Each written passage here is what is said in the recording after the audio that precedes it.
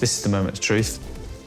Firm enough? Firm enough to cut? I mean, I'd give it another 10 minutes if I could, but I'm not in that situation. You've got a couple of minutes. You need to get this finished.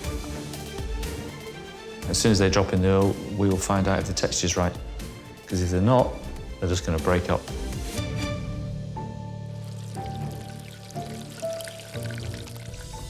The chickpea flour, it can be quite lumpy, so I've just diluted it with some of the water, and then I'm going to bring this water to the boil and then add that through it. Do you think many chefs will have worked with chickpea flour? I doubt it, but if they've made plenty chips before, they should be able to do this. And it's really important, the cooking out of the chickpea flour. Because if you don't cook it out...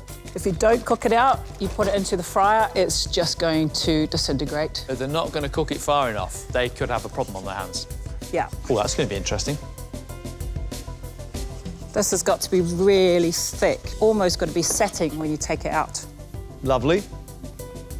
So, onto the tray. This mix does set very quickly if it's cooked properly. Into the blast chiller.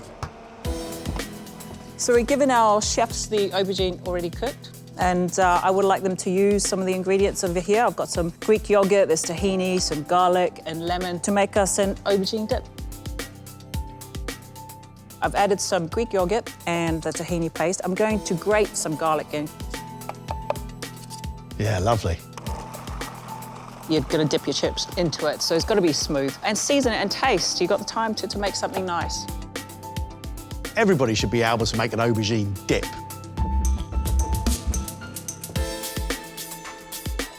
So the panisse is set, it's firm. That's what we want. Some nice chunky chips, like you would a polenta chip. Put it into the fryer. Couple of minutes? Yeah, nice and crispy on the outside, and they'll be soft inside.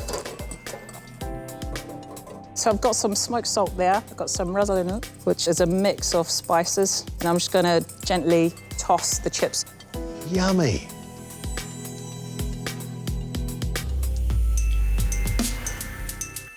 And there we have it, chickpea panisse with an aubergine dip.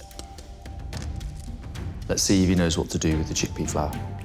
I'm going to bring the water up to the boil. I'm going to add the flour, cook it out a little bit. So what have we got in that pan, Liam? A little bit of lemon juice, we've got some salt in there, some ras el hanout. I'm just trying to get the seasoning right on that before I set her up. OK. If it's not cooked far enough, it won't set. You have 13 minutes left, Liam. How long have you been cooking then, Liam? Around 10 years now. Fine dining is what really turns me on. That's my forte. Cooking the best produce with the best chefs. So why have you entered MasterChef?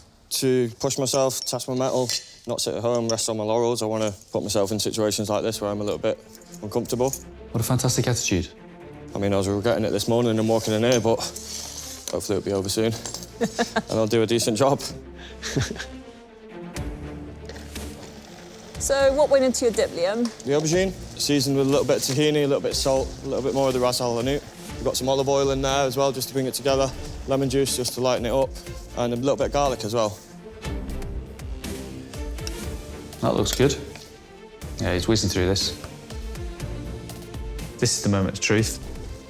Firm enough? Firm enough to cut? I mean, I'd give it another 10 minutes if I could, but I'm not in that situation.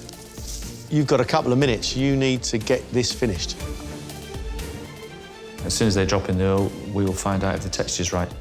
Because if they're not, they're just going to break up.